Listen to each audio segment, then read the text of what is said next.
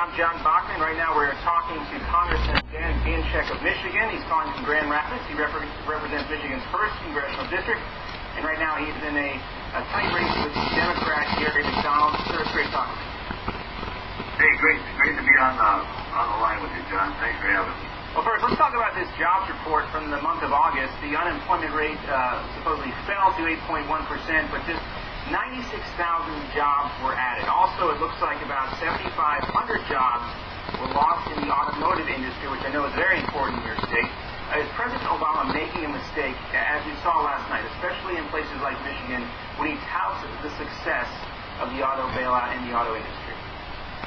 Listen, this jobs report is, not surprising to people. I think it's primarily the fact that people stop looking for work.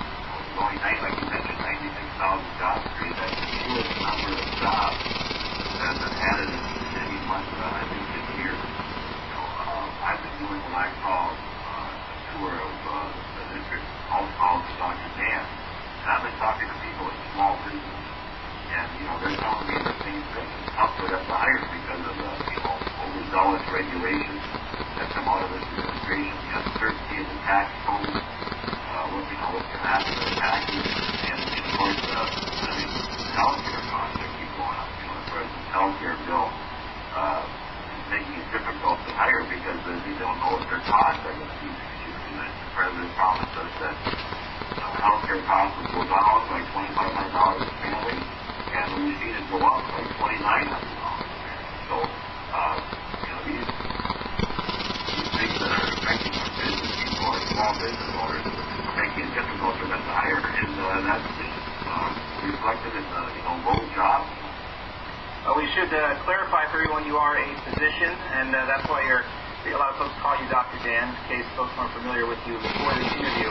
Of course, we also know you welcomed a special guest last night, just according to the Detroit Free Press. House Speaker John Boehner stopped by for a fundraiser. Did you guys watch the president's speech last night? No, I was out at the event last night, so we didn't get a chance to see it. That evening, Mr. Boehner, that was for us. And great meeting. We're going to head to the Republican convention here in Grand Rapids today. So it's a chance to touch base with the delegates from the 1st District and get them fired up for the election. And what does a visit by the House Speaker do to energize your campaign?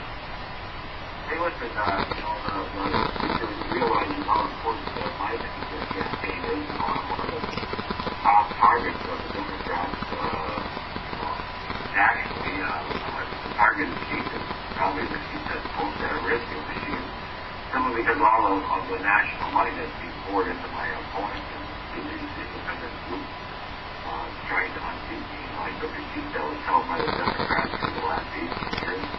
They think it belongs to them, and they're working hard to take it back.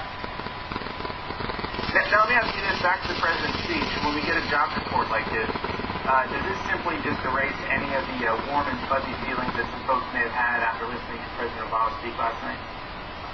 Hey, listen, the president's policies are stable, all right? The number one issue facing the jobs, number 8.1% doesn't mean much for Michigan.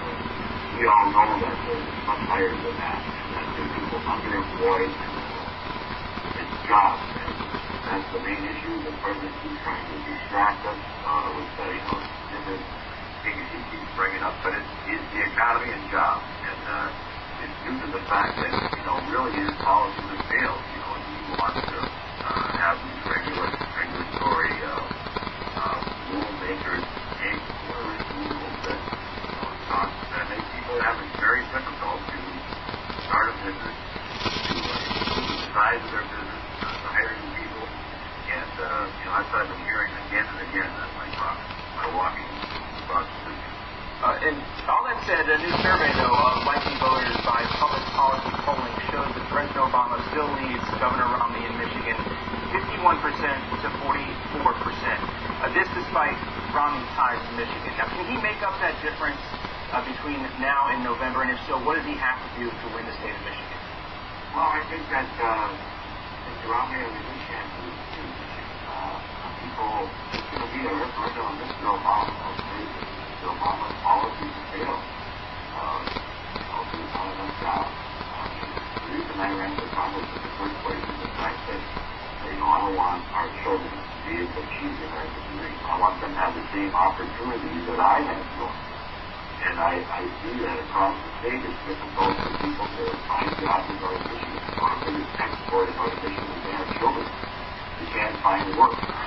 It's again and again. Mr. Obama can say all he wants, but then he don't.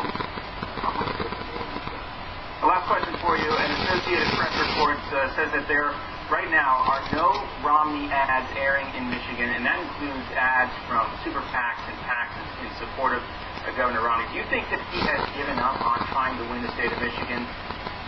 Absolutely not. Mr. Romney's here to stay. I think he's going to win Michigan. I don't know the details of the advertising. That's beyond my knowledge. I do my work every day. I'm going out talking to people across the district. And I think that Ron's got a good chance to win Michigan, and I think that's what he's going to do. All right, Congressman Dan Benishek, Dr.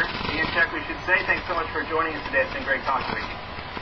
Thanks, appreciate that being on, John. My pleasure.